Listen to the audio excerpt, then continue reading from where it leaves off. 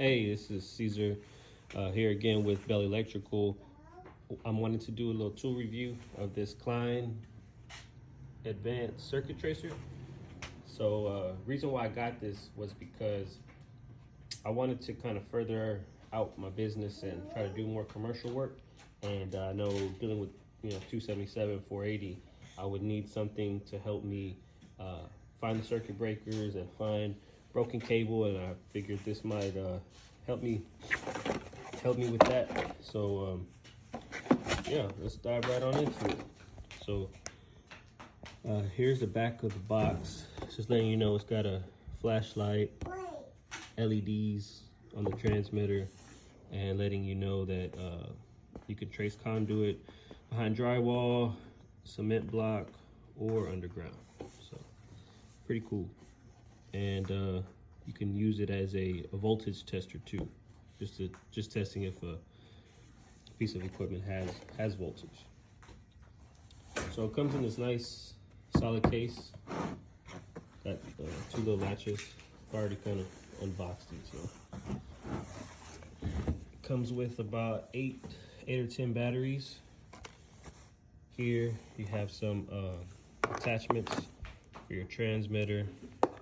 Have a nice long lead. They say you're supposed to use that if you're using the transmitter to find broken cable that's in rigid conduit or metal enclosure. You get these nice long alligator clips.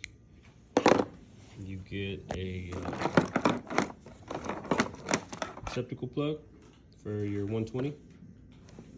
It's pretty cool. And then your regular leads and some other attachments as well. What's up, Mom? Sorry, that was my daughter. Yeah, so you got the tracer here. I already have this back plate off. But it comes with, or you need 4 batteries. Just has one bolt right here. And we can put that back on. And then the transmitter has 2 here, and then these springs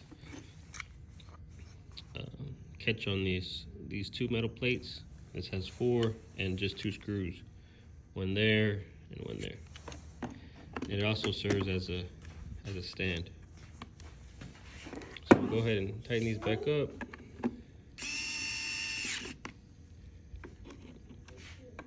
Electric screwdriver comes in handy.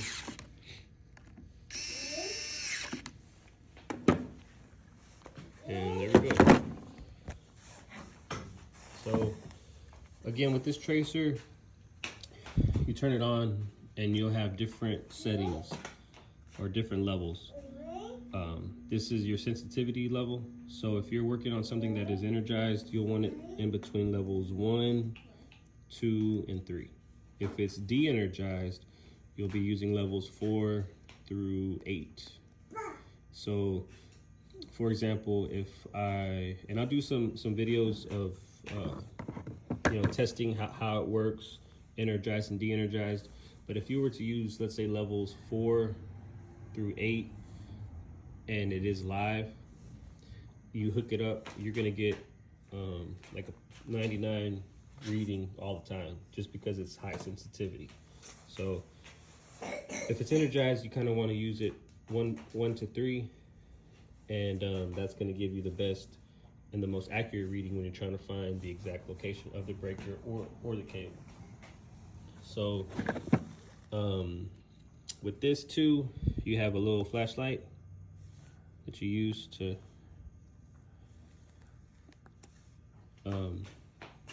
just while you're moving around in the panels or looking for the wire if it's dark. And then this NCV is detector of voltage. So it doesn't have to, you don't have to have anything hooked up to the transmitter part. You just go and you test for voltage. So we'll go over here, just do a little test, and it will verify that cable has voltage.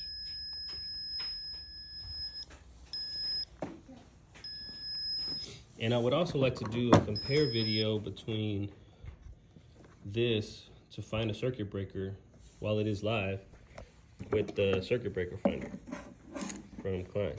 So if you're just doing mainly residential work, I would say this is all you would need, because you're just working around 120. Now this does come in handy if you're working on something, let's say a switch, that's not connected to any receptacles. It's just a lighting circuit.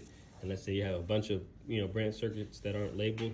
This might help you identify which circuit is which. Professionally, you can go turn them all off and go, in and out the house. But if you were, wanting to be exact, this tool might be the one for you. And we'll go through a couple videos. One, again, if it is live, if it is energized, we'll plug it into the receptacle, try to trace it back. We'll do a video of, going through siding or going through drywall and trying to map out the circuit and see where it is. And we'll try to make up a broken branch circuit, and we'll see if we can locate the wire there. So let's start with the outlet while it is energized, regular branch circuit finder. So we'll go get that set up. Okay, we're here at our outlets. We have the attachment plugged in, black to black, red to red, with the plug-in adapter. So we'll set this up right there. We'll go ahead and plug it up.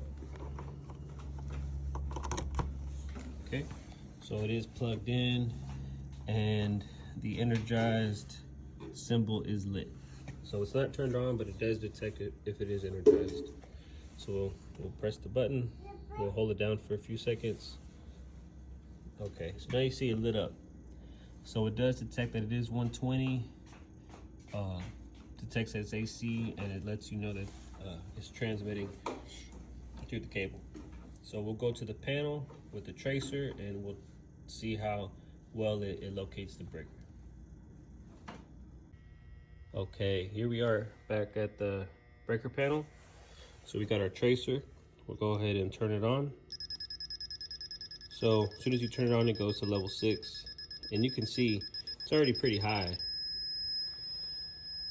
And that's because it is energized, and that's, I guess, why it says to use level in between levels 1 and 3. So we'll start with level 1 and work our way up to 3 and see which setting works best for us. So in real world applications, you wouldn't need to go 1 through 3 every time. The more you work with it, I would assume you're accustomed to what level or what setting you kind of need it at already. So we'll start with level 1 and we'll work our way down. And it should be, well, it is this one that says outside GFCI. So we'll see what reading we get for that one.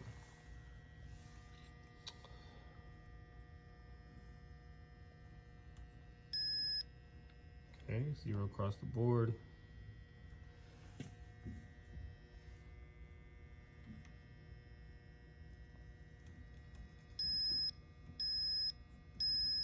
Okay, got a 4. Looks like a 9 somewhere right here.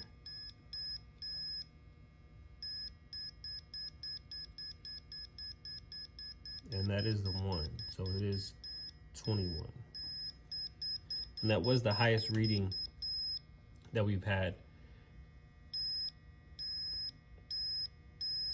Let's see what this one gets up to. 27.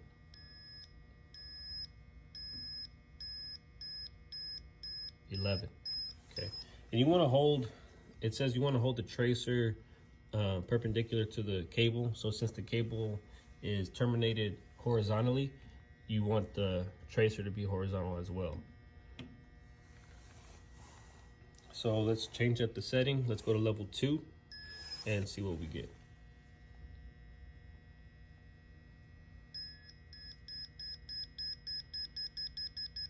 Okay, we're getting higher readings now.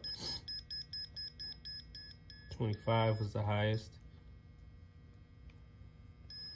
And I'm assuming it has to be maybe because of the bus bar.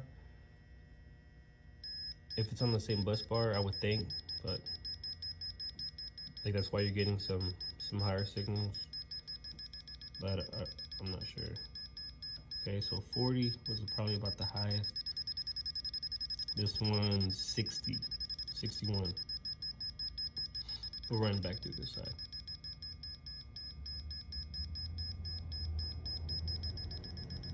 $43.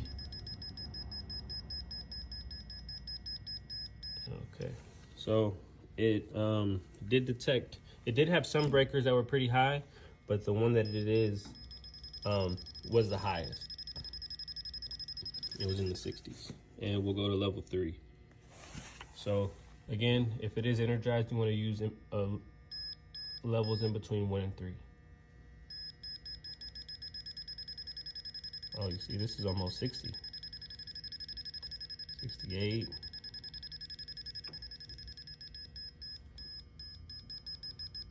So as you can see, the higher the level, pretty much the higher the sensitivity. So you're gonna get a higher reading for some breakers.